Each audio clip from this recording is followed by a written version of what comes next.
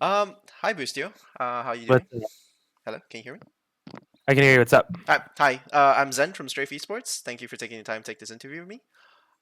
No problem. Yeah, I wanted to start by just asking how are you? How are you recovering coming off of Shanghai? How are you feeling? Feeling good. Got top four. It's a little early right now for me. What Yeah, is it, like 8 o'clock? It's so early. So yeah. overall, I think the team's been doing well. We've just been back at practice for the last I don't know. As soon as we got back, Hmm. we've been practicing like on off Yeah. because a couple of the players had things to do. Hmm. But now we've been full back in the office on the 16th. Yep. Okay. I wanted to ask as well on your experience in Shanghai. Like, how was your journey overall? Like, the experience playing internationally with this roster. Yeah, I mean, we got a lot of good experience because a lot of them it was like their first masters or like they haven't played on the international stage in a long time. So I mean, it was super good as like a whole team to like be able to like play there, live there, feel like how an international feels because Hmm. it is very weird and different than Yeah. like normal. Like living in a hotel for an extended period of time, Hmm. playing these international teams that play differently than NA. Yeah. Um, so it was very good for the whole team, and I mean, overall, I think we had a really good time as like a team together. Okay. Getting into it as well, I wanted to ask you, sort of your just initial takeaway, I guess, of the overall talent level at Shanghai. Seeing as you made all the way up to top four, do you have any specific takeaways? I mean, it was good. I think we underperformed. We should have played way better than we did. Mm-hmm. Um, but like Heretics and Genji were peaking pretty hard. They looked very good. I'm gonna be honest. Genji played amazing the whole tournament. Yep. Heretics started really peaking at the end there. Like all their players were shooting. Mm-hmm. Which you need to win an international. Like peaking and then people like just absolutely just destroying everyone with aim. So very good by them.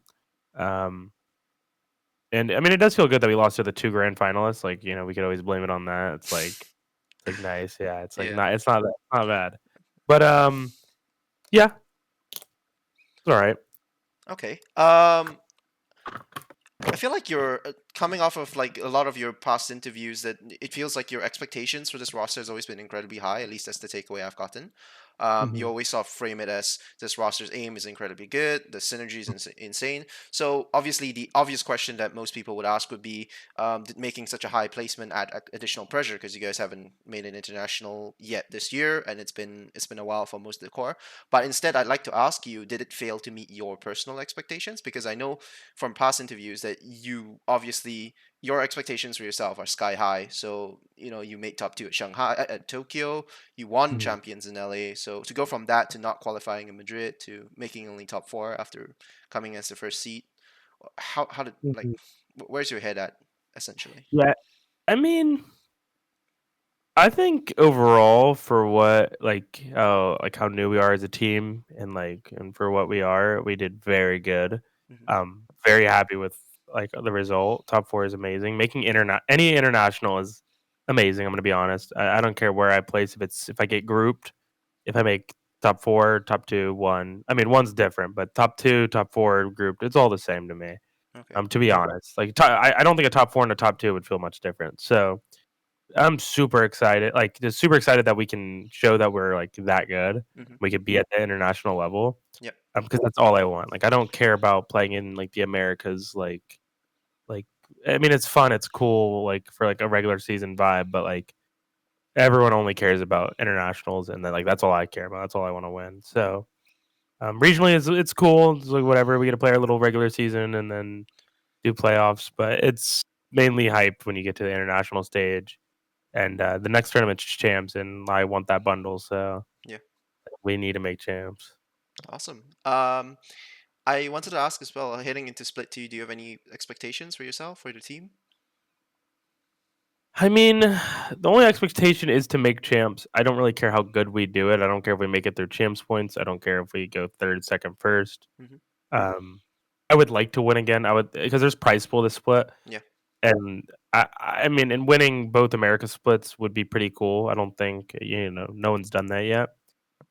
So being like regional champs would be pretty cool. or back-to-back regional champs. Yeah. So like I definitely would enjoy that. Like that'd be pretty cool, I think. But overall, like I said, just internationally, it's like the main goal. I So don't as, care how we get there. so as long as you make champions, doesn't really matter to you. Yeah. Okay.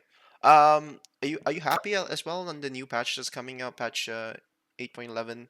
Abyss is coming out for playoffs, and then you've got Haven coming back in. Duelist changes.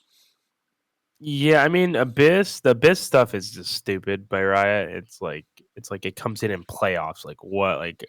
How are we supposed to practice that while we're mid season? Like we already have zero time to prep pretty much for any game Hmm. because like you can have a game on like a Sunday or a Monday, and then play the Friday, and Yeah. it's like you need an off day because you don't want to burn out. So you get 3 days of practice, and then you have to practice all your maps. There's 7 maps. You play like two a day, like 2 maps a day, so multiple maps Yeah. or multiple times, but just two a day.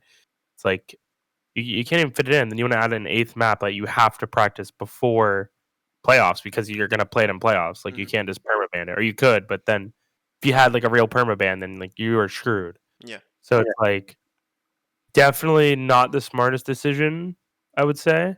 Hmm. But regarding agent changes, I mean,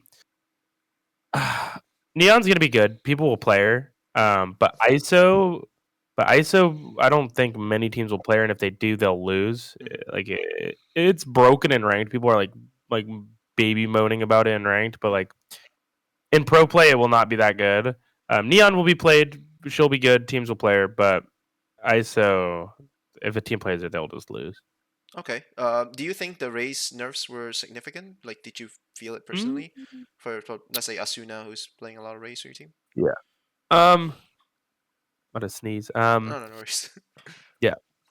I mean, it's definitely a nerve, Hmm. but like it's not that bad. It's like you can still definitely play raids. It's definitely a nerf. You definitely don't go as far. You're not as fast with the satchels, but it's not that bad. It's definitely a nerf, but it's not that bad. It's definitely playable still. Okay. I wanted to move the interview into sort of a reflection stage where looking back at your personal performance, no, sorry, looking back at his performance in stage one in Shanghai, it's relatively easy to give flowers to Cryocells, but he was under a lot of criticism coming into this year, especially in last year as well. Mm, However, you were very convinced from the start. I remember when you joined 100 Thieves at offset, you were like, he's going to be the next Demon One. So what sold yeah. him for you so early on? I mean, if anyone could watch our scrims, they would shit themselves. It's ridiculous. Like I literally don't even have to show up to scrims if I don't want to, because like Matt will literally drop 30 like 3 out of the 5 maps we play. Like Yeah.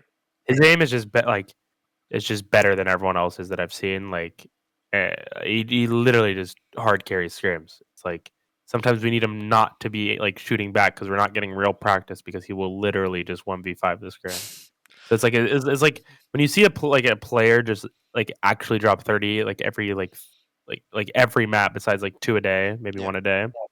It's like it's kind of hard not to be confident in his abilities, like to be one of the best in the world when he is doing it against like pro teams and like franchise teams. Okay, fair. I mean, we didn't have that context of behind the scenes, but okay, then the obvious follow-up is then why did we not see this in 2023? Like, do you think it's a matter of utilization, similar to Demon 1 this year, where he just wasn't put in the right spots? Yeah. I mean, I definitely think that's part of it, but I think, yeah, I think the way they used him last year was not very good.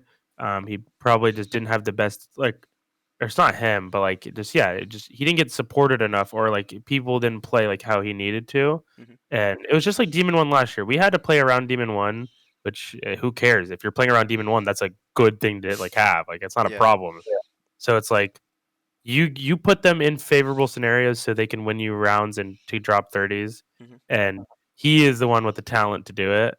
um we just are like little pieces that he should use to drop 30. Yeah. um but he's always been like that. He was in 2022, he was one of the best players in the world. He had super high stock.